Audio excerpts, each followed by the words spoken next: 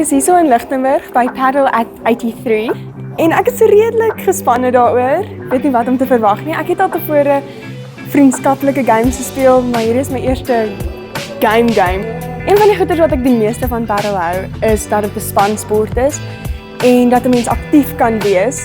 Dit is 'n lekker cardio workout vir 'n mens en dit is vinniger vir my as ander sporte en ek hoef nie so ver te loop om die bal op te tel nie.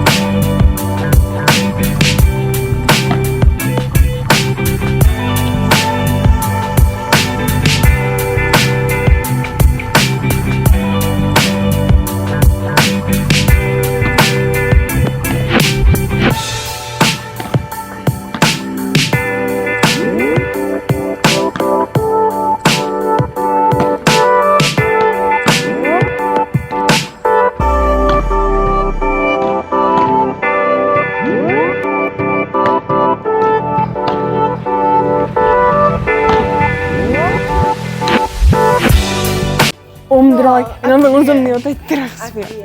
En ek baie keer was ek te stadig. dan dink ek hy gaan mooi vir my terugkom en land hy net hier vir my. Dit was vir my baie lekker. Ek was so nou en dan frustreerd met myself as ek die bal teen die net vaslaan.